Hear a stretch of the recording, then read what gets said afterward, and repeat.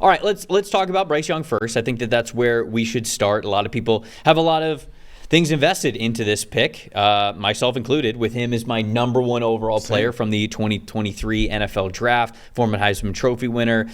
Just an unbelievable player during his time while he was at Alabama, and it really just did not look good through the first year and 2 games that he is into his NFL career. So against New Orleans Saints, the Panthers at home get the big win 23-22. Bryce Young on the day, 16 for 26 passing with 171 passing yards, 1 touchdown, 1 interception. And then he had a 75.2 passing grade on the day. The adjusted completion percentage was a little bit lower. I think we'll get into that at 68.0%. You kind of want that to be a little bit higher. But 2 big time throws, 1 turnover-worthy play here in this game. Seth, I will start with your opinions. Just what did you think from Bryce Young carving up your New Orleans Saints?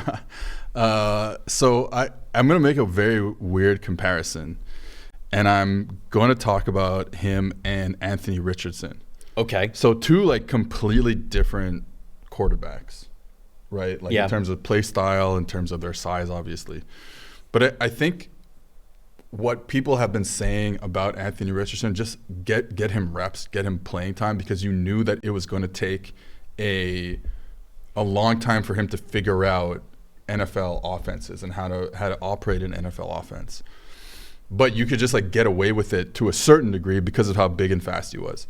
I think with Bryce, there's a similarity there because he's so small, it was always going to take a while for him to learn an NFL offense and execute it at a super high level. But everything we heard about him at Alabama, I've heard Bill O'Brien talk about it, and he's obviously been around some great quarterbacks, including Tom Brady, and he's saying hey, Bryce Young is one of the smartest quarterbacks I've been around. It just gets the game. But the problem is when you don't have tremendous traits. And Bryce Young does not have tremendous traits. He has negative traits. Physical traits. Yeah, physical traits. Right. He has negative physical traits for the position. Going in and saying, "Oh, just be the smartest player on the field as a rookie and a second-year player" is just not possible. Right. And have an offense coordinator change after your first offseason, and a full coaching staff change after your full offseason. It's just never going to happen, even for a guy as smart as him. So it was always going to take time. It was always going to take a lot of reps to get to that level. He was never going to become just a high level master of any NFL offense this early in his career, just like no quarterback is this early in their career. Mm-hmm. And so you saw the issues where, he's not a master of the offense, and then he doesn't have the traits to get out of trouble some other quarterbacks have that have been picked recently. Right. And that's kind of where we are. So he's had good games once in a while last season. I thought it's been a pretty good last 2 games, even against a very good Broncos defense 2 weeks ago, and a kind of mid to below average Saints defense. It's been good. But I think you have to give him reps, and I think that's the only what else can you do, really? Sure.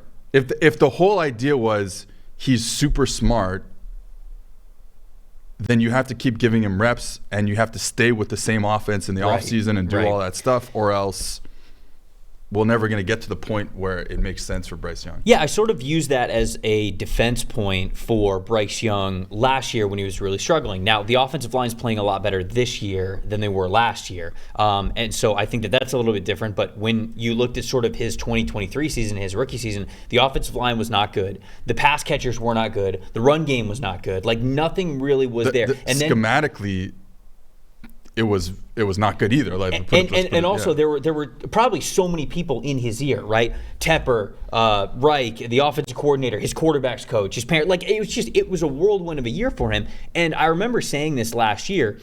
Bryce does not have the physical tools to overcome that big of a negative environment. For him, I agree with you completely. It was always going to be a mental edge for Bryce Young. Now, I was worried because when we started this year, he still looked mentally broken. I went back and I watched the Saints game. As much as I watched the Saints game from this past week, I was okay, what was the big difference? And to be honest with you, it's not like he's physically changed. It's not like he did a bunch of steroids in the last 7 weeks and he's just absolutely jacked now and physically he's like, yeah, exactly what you would want for the position or something.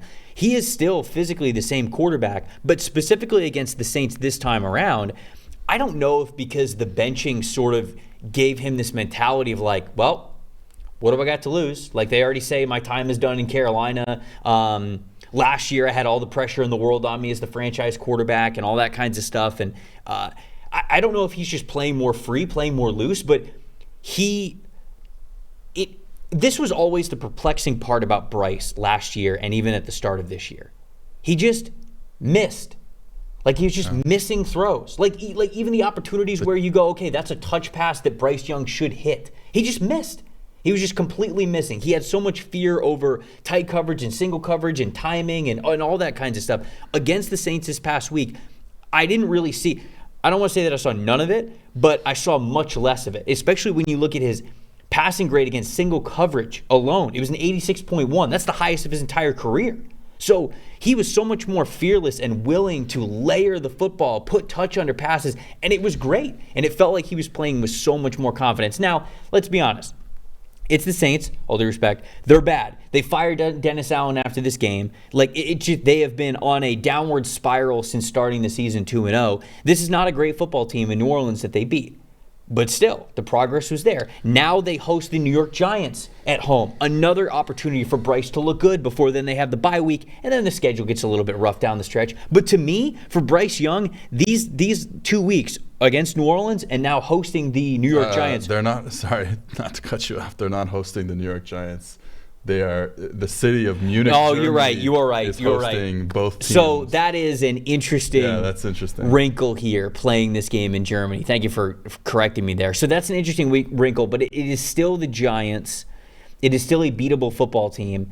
If he can look good in back-to-back weeks, that at least makes me feel good about, okay, maybe mentally he has less voices in his head. It's less foggy. It is more clear. He can be more confident because that's what we saw at Alabama with him. I think the important thing to note about this game being in Germany is myself, yourself, and everyone watching this podcast or this YouTube clip is going to be watching the Carolina Panthers versus the New York Giants Sunday morning because we're all sick bastards. Of course. That's the important note. Correct. There yes. About this game being in Germany in the morning. And the so you're saying that all eyes being on him. It's not a 1 p.m. game where nobody really cares about two bad football teams. The world's watching. And it's going to be interesting to see if you can do it another week, right? Because like I said, like the grades weren't great against Denver 2 weeks ago, but I thought he executed the offense pretty well. He executed the offense better against the Saints. So it's like, can we get better each week against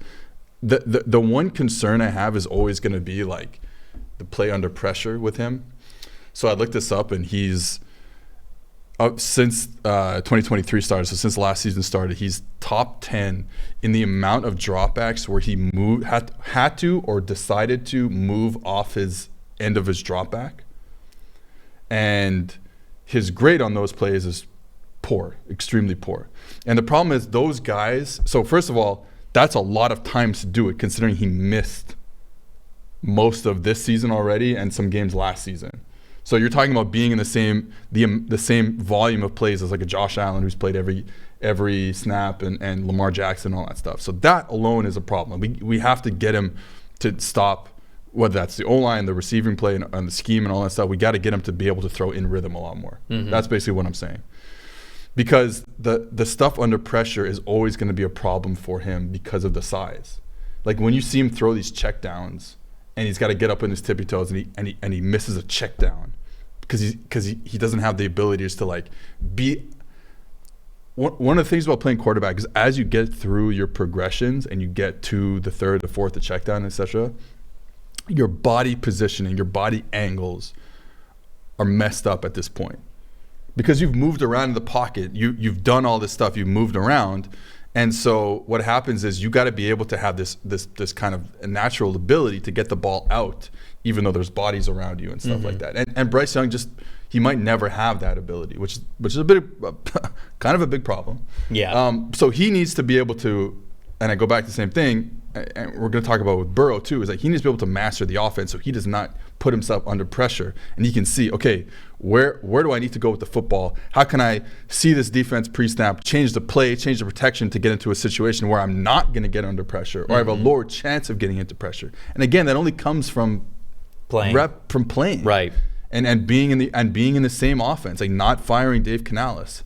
Like whatever you want to say about Dave Canales, like if you don't fire him, you can get more in depth this offseason with the offense with Bryce Young, and you can get him into these scenarios that I'm talking about. So that to me is going to be the biggest thing, is can he stay out of pressure? And the way for Bryce Young to do that is to have a mastery of the offense. Yeah, I think that's a really good point. You and I were actually talking about this yesterday when it comes to quarterbacks in college football, going from college to the NFL, ones that understand or make protection calls to the line of scrimmage versus ones that don't, right? Yeah, I think that, quarterback coaches or people who have coached the game will tell you, like, well, what's the first place that you look when you're a quarterback when you break the huddle? I'm looking at the safeties first, all right? What's going on with the safeties? Is it open? Is it closed? We got two guys back there. We got one. But a lot of the quarterbacks who make the protection calls at the line of scrimmage at least have the freedom to maybe change things at the line of scrimmage. They're looking at the front first, and they're saying, like, okay, where's the front? Okay, let me make a protection cut check, and then we're looking, okay, now you can look at the coverage, now I can look at the safeties, things like that. And so for Bryce Young, I think that's a really great point that you made there, is not just his overall ability, but it's sort of advancing the conversation of, like, okay, he's small. Right? Like, stop telling me he's small. I think that that's probably where Dave Canales was when they benched Bryce Young. Is that's what he said when they benched him. What, he's small? He brought him into the office. He said, Bryce, you're small. Yeah. We're going with Andy Dalton. And it just shattered Bryce because he had never heard that before. No, but I think that when you make a decision like this to bench a number one overall pick at a franchise quarterback, a lot of people are in on this decision, right? It's the general manager, it's the owner, right? There's a lot of people that shouldn't be in on this decision are in on this decision. And it's true, but I that's sort of a different conversation. But basically, with Bryce out, the conversation then becomes like, okay, I know why you benched him. You have explained to us why you benched him. What are we doing from this point on? And I think what you are saying is, I think it's a healthy conclusion to come to say the way that he gets better, the way that he becomes the player that we drafted him number one overall to be, is that mastery of the offense, is playing football and being able to, the second that we clap our hands and we get up to the line of scrimmage, Bryce can not only identify the coverages, and know what the coverages are at the speed of the NFL game, but also see, like, okay, this player's coming here, this player's coming here. I think that's a sim pressure. I think that one's real. This is where we need to shift the offensive line. And even if you're outmanned, or even if you have a hat on a hat and there might be some pressure somewhere, you know where to go with the football. So it is less of those panicked, total off-platform throws that are not his strength. No, that's always, again, that's just never going to be his strength. He's just not a big enough player to be under pressure and then throw a 75-yard pass like Justin Herbert or something like that, right? So that's what I think about Bryce Young. I don't know if you have any more Bryce Young thoughts kind of from this game or anything, but I'm just really excited for this next game that they have against the Giants because it is winnable. And now we get to see, can he stack these up? Then we get the bye week. Then maybe we can figure it out a little bit more. The schedule gets tough down the stretch. I'm not saying that Carolina is going to be a team that's going to be a sneaky playoff team or anything like that. But if you are Carolina... I hope you're not saying that. No, I'm not. But if you are Carolina, you're now sitting in a spot where your offensive line's a lot better than what it was last year. The run game's a lot better than it was last year. And you don't even have Jonathan Brooks yet. Okay, you're sitting here trading wide receivers. You're trading Deontay Johnson. You're trading Jonathan Mingo. That's a problem. Like Adam Thielen was on the trade block. I don't know if he's going to be on this team next year. You basically have 0 wide receivers this year. But you were in a situation where certainly if this team picks in the top 8, and if you think that Bryce Young can be your guy, Tetro McMillan from Arizona, Luther Burden III from Missouri, Travis Hunter obviously from Colorado, like now you're talking about adding a surefire number one, or at least what we would think would be a number one wide receiver at the NFL level. And I think that at least gives you a building block moving forward with the Carolina Panthers. So that's my thoughts. Any closing thoughts on Bryce? Yeah, like I said, I thought he executed the offense really well and the accuracy was a lot better. And again, if he plays in rhythm, you can get good play out of him. Right? Yeah. And like the Saints are not a great team in terms of pressuring the quarterback anymore. So this was a great game for him to say, hey, like I can like breathe a little bit in the pocket and make some plays. Thanks for watching, everybody. Make sure you like and subscribe the video. And if you don't have a PFF Plus subscription, you can get one to see all the premium stats that we talked about here on the show, plus the expert betting and fantasy advice over at subscribe.pff.com. The description is also right below. So if you are not a PFF Plus subscriber, you can come one today.